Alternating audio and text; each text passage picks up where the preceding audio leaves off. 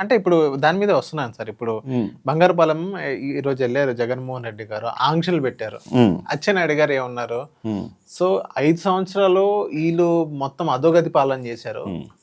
చంద్రబాబు నాయుడు గారు ఇప్పుడు వచ్చిన తర్వాత ఇప్పుడే ఒక రాష్ట్రాన్ని ఒక గాడిలో పెడుతున్నారు. మళ్ళీ అది చూసి ఓర్వలేక చంద్రబాబు నాయుడు గారు మంచి చేస్తున్నారు. అది చూసి ఓర్వలేక మళ్ళీ జగన్మోహన్ రెడ్డి గారు ఓదార్పు యాత్రలను మళ్ళీ ఎళ్తున్నాడు. మళ్ళీ అక్కడ law and order issue create అవుతుందని మేమే వద్దని చెప్తున్నాం. అక్కడ చూసాము సింగయ్య ఎలా కార్‌తో తొక్కిచ్చారో. సో, అలాంటి సిట్యుయేషన్ అవుతదని మేము తక్కువ ఇచ్చేసాం. అయినా ఆయన వదలట్లేదు. ఎక్కడికెళ్ళినా అక్కడ లా అండ్ ఆర్డర్ ఇష్యూ సృష్టించాలని జగన్మోహన్ రెడ్డి గారి తాపత్రయం అని చెప్పి అచ్చెన్నాయుడు గారు అంటున్నారు. అచ్చెన్నాయుడు గారికి ఒక విషయం అండి, అంటే నేను చాలా రోజుల నుంచి ఆయనని అబ్జర్వ్ చేస్తాను, చూస్తూనే ఉన్నాను కదా నేను కూడా. అచ్చెన్నాయుడు గారి గురించి ఒక మంచి విషయం చెప్పాలంటే ఆయనకు ఆత్రం ఎక్కువ, తొందరపడతాడు చాలా. అంటే మీకు గుర్తుండి ఉంటుంది, గట్టి చట్నీ అని చెప్పేసి ఒక విషయం అన్నాడు ఒకసారి. పార్టీ అయిపోయింది టీడీపీ, ఇది రాదు, గట్టి చట్నీ ఏ అన్నాడు. అప్పుడు కూడా ఆత్రంలో మాట్లాడినాడు, పార్టీ వచ్చేసింది కదా వాళ్ళదే. ఇప్పుడు కూడా మీరు గాడిన పెడుతుంటే, రాష్ట్రాన్ని గాడిన పెడుతుంటే అంటారు. నాకు అర్థం కావట్లేదు ఆ టర్మ్ ఏందో. ఒక్కసారి ఆ గాడి అంటే ఏందో ఒకసారి నాకు చెప్పండి. ఎట్లా పెడుతున్నారు అంటే మీరు ఏం చేస్తున్నారు దానికోసం? రాష్ట్రాన్ని ఏం మారుస్తున్నారు? 17 కాలేజీలు జగన్మోహన్ రెడ్డి పెట్టిండు, నేను 40 తీసుకొస్తున్నాం అని గాడిలో పెడుతున్నారా? పోర్టులు కట్టిన జగన్మోహన్ రెడ్డి మేము ఇంకో 10 కడతాం అని చెప్పేసి, ఫిషింగ్ హార్బర్లు ఇంకా కడతాం అని చెప్పేసి గాడిన పెడుతున్నారా? ఎట్లా పెడుతున్నారు గాడిన? అంటే మీడియా ముందుకు వచ్చి మభ్య పెట్టడం తప్పిస్తే గాడిలో పెట్టే ఇంకేమన్నా పనులు చేస్తున్నారా? ఒకసారి అచ్చెన్నాయుడు గారు చెప్పాలి. ఇదొకటి. రెండో విషయం, ఎందుకు జగన్మోహన్ రెడ్డి గారు వస్తున్నారని భయపడుతున్నారు? What is the reason? భయపడ్డాం కదా సార్. ఇప్పుడు ఒక కామన్ ఒక న్యూట్రల్ పర్సన్స్ చాలా మంది అది వాళ్ళ ఓటింగ్ మెయిన్. వీళ్ళ బ్యాంక్ వీళ్ళకుంది, వాళ్ళ బ్యాంక్ వాళ్ళకుంది. న్యూట్రల్ పర్సన్స్ మెయిన్ ఇక్కడ. సో ఇక్కడ మేము కూడా న్యూట్రల్ పర్సన్స్, మాలాంటి వాళ్ళు కూడా చాలా మంది ఏం ఆలోచిస్తున్నారంటే, జగన్మోహన్ రెడ్డి గారు వెళ్తున్నారు ఓదార్పు యాత్ర, ఏదో సంథింగ్ చేస్తున్నారు, ప్రశ్నిస్తున్నారు, బాగానే ఉంది.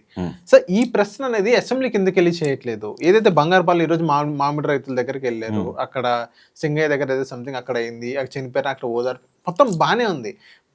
అక్కడికి వెళ్ళిన తర్వాత అక్కడ డైరెక్ట్ ఇంటికి వెళ్ళకుండా ప్రెస్ మీట్ గట్టిగా నిలదీస్తున్నా బాగానే ఉంది. ఇదే నిలదీయడం ఏదైతే ఉందో అది అసెంబ్లీకి వెళ్ళి చేయొచ్చు కదా, ఎందుకు వెళ్ళట్లేదు అని మా క్వశ్చన్. ఇందులో 2 విషయాలు ఉన్నాయి. జగన్మోహన్ రెడ్డి గారు ఓదార్పు యాత్రలు, యాక్చువల్లీ ఆయన ఒక్క యాత్ర కూడా ఇంతవరకు చేస్తా అంటున్నాడు. యాత్రలకు చాలా టైం ఉంది. ఆయన వెళ్ళేది ఎక్కడ అంటే కేవలము మొన్న ఈయన వెళ్ళింది ఒకటి పొగాకు రైతులు అని చెప్పేసి, దాని తర్వాత మిర్చి రైతులు అని చెప్పేసి, ఇప్పుడు మామిడి రైతులు అని చెప్పేసి. ఎందుకు వెళ్తున్నాడంటే ప్రభుత్వము అసలు పట్టించుకోని వ్యవహారాలను ఈయన పట్టించుకొని వెళ్తున్నాడు ఒకటి. రెండో విషయము, ఈయన వెళ్తున్నాడు, అక్కడ ఈ సంఘటనలు జరుగుతున్నాయి, ఆ సంఘటనలు జరుగుతున్నాయి. ఎందుకు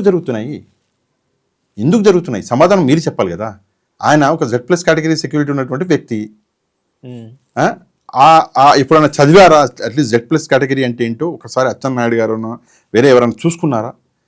ఆయన ఈ సంఘటనలు జరుగుతున్నాయి అంటే ఆ సంఘటనలు జరగకుండా ఆపాల్సింది మీరే కదా, మీ పోలీసులే కదా. సంఘటనలు జరగకుండా ఆపడం పక్కన పెడితే అసలు జగన్మోహన్ రెడ్డి గారిని ఈరోజు ఆయన గ్రాఫ్ని యాడికో తీసుకెళ్ళింది ఈ పోలీసులే, వీళ్ళు పెట్టే ఆంక్షలే. 100 మందితో రావాలని ఎక్స్-సీఎం చెప్తారా? ఎవరైనా నవ్విబోరు? ఈ రోజు కూడా 500 మంది అన్నారు బంగారుపాలెంలో. 1000 మంది పోలీసులే ఉన్నారు. మరి 500 మంది ఉన్నామని 1000 మంది పోలీసులే ఉన్నారు అక్కడ. ఆల్రెడీ 1500 మంది అయిపోయారు. ఇక్కడ మీరు చెప్పే మాటలు ఏమైనా తలతోకుందా? పొలాలలో పడి ఈ రోజు కూడా వెళ్తున్నారు జనాలు. అవును. ఉదయం నేను ఒక ఫోటో చూశాను, ఒక అమ్మాయి స్కూల్ డ్రెస్లో ఉంటే, మీరు చూసి ఉంటారు, నాకు చాలా ఘోరంగా అనిపించింది. ఆ అమ్మాయి స్కూల్ డ్రెస్లో ఉంటే స్కూల్కి వెళ్ళండి, శ్రీ చైతన్య స్కూల్ అంటే స్కూల్కి వెళ్ళడం లేట్ అవుతుంటే ఆ బండిని కూడా ఆపారు. ఏం చెక్ చేయడానికి ఆపారు? ఎందుకని చెప్పేసి ఇంత భయాన్ని పుట్టిస్తున్నారు? ఒకసారి అర్థం. రెండోది, ఇక్కడ మీరు ఇంపార్టెంట్ విషయం అసెంబ్లీ గురించి అడిగారు. అక్కడికి వస్తాను నేను. యాక్చువల్గా అసెంబ్లీకి జగన్మోహన్ రెడ్డి గారు వెళ్ళాలి అని చెప్పేసి నేను కూడా కొన్ని అంటే ప్రశ్నలు అడిగాను, పోల్స్ పెట్టాను. జనాలు కూడా ఉండండి వెళ్ళాలి అన్నారు. వెళ్ళాలి, నో డౌట్ వెళ్ళాలి. ఎందుకు వెళ్ళాలి అంటే ఆయన అసెంబ్లీకి వెళ్తే ఒకవేళ అసెంబ్లీలో ఏదైనా రాంగ్ కమెంట్స్ ఎవరైనా పాస్ చేస్తే సింపతి ఈయనకే వస్తుంది. అది మంచి మైక్ ఇవ్వకపోయినా సింపతి ఈయనకే వస్తుంది. మైక్ ఇస్తే మొత్తం కడిగి పారేయచ్చు. అవును, అది మంచి విషయమే. నేను కూడా జగన్మోహన్ రెడ్డి గారి అసెంబ్లీకి వెళ్ళాలి అని అంటాను, వెళ్ళకూడదు అన్న ఆలోచన తప్పు. నేను కూడా అదే మాట అంటాను. కానీ మొన్న రప్ప అని చెప్పేసి వాడు పెట్టాడు జగన్మోహన్ రెడ్డి గారు. అది ఆ మొత్తం ప్రెస్ మీట్ చూసారా? అంటే కొంచెం 3 గంటలకి కొంచెం తక్కువ, 2:30కి పైగా 2:30 గంటలు ఒక టాపిక్ మీద మాట్లాడాడు. అంతా డేటాతో మాట్లాడాడు. టోటల్ ఎవ్రీథింగ్ డాక్యుమెంటెడ్ డేటాతో మాట్లాడితే 2:30 గంటలు అయింది. అసెంబ్లీలో ఆ సమయం నాకు ఇవ్వరు, నాకు తెలుసు, అందుకే నేను వెళ్ళట్లేదు. దానికి బదులు నేను ఎప్పుడు ప్రెస్ మీట్ పెట్టినా విత్ డేటా వచ్చి ప్రెస్ మీట్ పెడతాను అని చెప్పేసి అది ఆయన ఆలోచన. ఆయన ఆలోచన నాకైతే నచ్చలేదు, మీకు కూడా నచ్చలేదు అనుకుంటున్నా. నచ్చిన వాళ్ళు కూడా ఉన్నారు, మనం నచ్చని వాళ్ళము, నచ్చిన వాళ్ళు ఉన్నారు. నచ్చిన వాళ్ళు ఉన్న తర్వాత అది ఆయన డెసిజన్ కాబట్టి మన సజెషన్ మనం ఇవ్వచ్చు, కానీ మన సజెషన్ని ఆయన మీద పేస్ట్ చేయలేం కదా. సో అది అందువల్ల నేను కూడా వెళ్ళాలని కోరుకుంటున్నాను. సార్ ఇప్పుడు బంగారపాలెం విషయానికి వచ్చిన బంగారపాలెం విషయంలో ఇదే sir law and order issue అక్కడ ఇష్యూ అవుతుందని తెలిసి కూడా ఎందుకు పదే దాని మీదే జిద్దుగా కూర్చొని అక్కడికి వెళ్ళడం జరుగుతుంది? సింగయ్య చనిపోయిన తర్వాత వాళ్ళ కుటుంబాన్ని ఎలాగో తీసుకొచ్చి తాడేపల్లి ఆఫీస్కి తీసుకొచ్చి ఏదో చేశారు. అదైతే మామిడి రైతులు కానీ దాని తర్వాత జరిగిన సంఘటనలో ఇది ఫస్ట్ ఆయన వెళ్ళేది. సో అదే అక్కడికి వెళ్ళి ఆ లా అండ్ ఆర్డర్ ఇష్యూ అవుతుంది. ఆయన కూడా ఆయన వెహికల్లో పడి ఒక వ్యక్తి చనిపోవడం జరిగింది. అది చూసి అందరూ అది వాస్తవం. అక్కడ ఈ ఇష్యూ అయిన తర్వాత కల్లా మళ్ళీ నన్ను చూడడానికి చాలా కొన్ని వందల వేల లక్షల మంది కూడా రావచ్చు. జగన్మోహన్ రెడ్డి గారి ఫేస్ ఎలా ఉండేది, చరిష్మా ఎలా ఉండేది.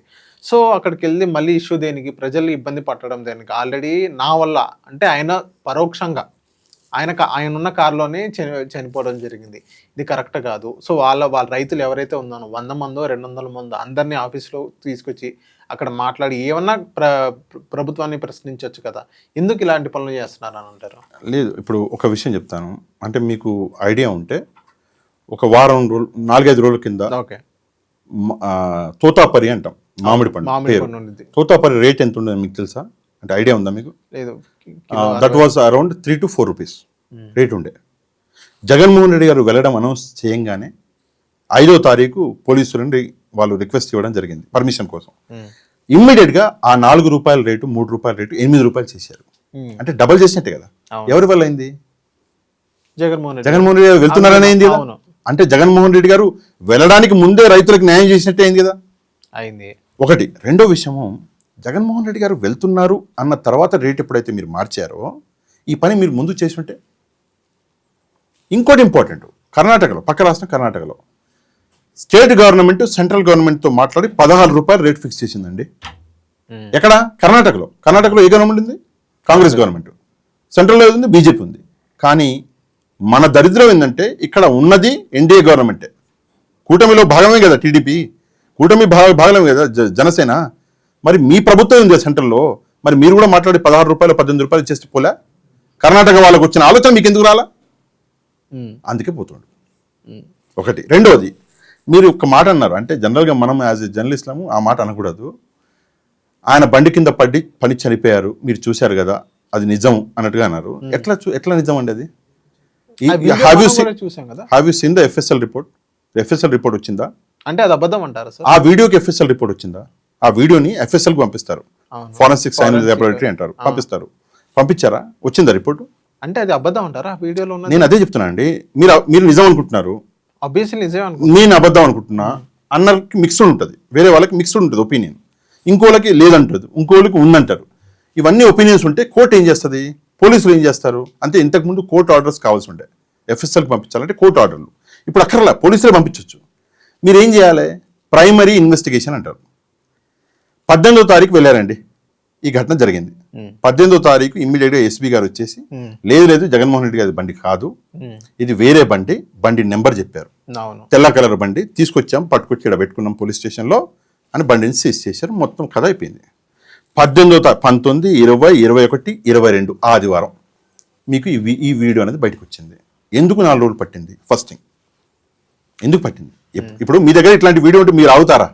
ఒక్క సెకండ్లో సోషల్ మీడియాలో వేసారు, చూడరు ఎవరైనా సరే. కామన్ మ్యాన్ అయితే ఇంకా వేస్తాడు. అయితే 4 రోజులు ఎందుకు పట్టింది? ఒకటి. రెండోది, ఆ వీడియో తీసిన వ్యక్తి ఎవరు, ఏ ఫోన్లోకి వెళ్ళి వచ్చింది, అది కూడా ఉంటుంది కదా డీటెయిల్స్. ఇది. మూడోది, రెండో ఫోన్లో ఎందుకు ఆ వీడియో, అక్కడ చాలా మంది కెమెరాలు పట్టుకుని ఉన్నారు, కొన్ని వందల మంది ఉన్న కెమెరా, వేరే ఫోన్లో రికార్డ్ ఎందుకు కాల? మూడోది. నాలుగోది, మన ఎస్పీ గారు 18వ తారీఖు హఠావుటిగా వచ్చి ఇది జగన్మోహన్ రెడ్డి గారి బండి కాదని ఎందుకు అన్నారు? ఆయన దగ్గర కూడా ఇన్ఫర్మేషన్ లేకంటారా? కాదని ఎందుకు అన్నారు? మీరు ఆగి ఇన్వెస్టిగేషన్ చేయాలి. Being an SP, that is your responsibility. Time తీసుకోవాలి మీరు. 1 day కాదు, 4 days తీసుకోండి. దాని తర్వాత వచ్చి లేదు ఇది జగన్మోహన్ రెడ్డి గారి బండే, లేదు ఇది జగన్మోహన్ రెడ్డి గారి బండి కాదు అని మీరు చెప్పుంటే ఒక శాంటిటీ ఉండేది ఎస్పీ గారి మాటలకి. అక్కడ 18వ తారీఖు తప్పు చేశారు, సరే. 22వ తారీఖు అన్నా మరి మార్నింగ్ నుంచి ఈ వీడియో అన్నది బయటకు వస్తే మీరు ఇమీడియట్గా అదే రోజు ఎందుకు వచ్చి మళ్ళీ చెప్పారు జగన్మోహన్ రెడ్డి గారి బండిని? దాన్ని మళ్ళీ చెక్ చేసుకోవచ్చు కదా వీడియోని. ఎఫ్ఎస్ఎల్కి పట్టుకెళ్ళి ఎఫ్ఎస్ఎల్ నుంచి ఒక రిపోర్ట్ ఎఫ్ఎస్ఎల్ నుంచి రిపోర్ట్ వచ్చింది.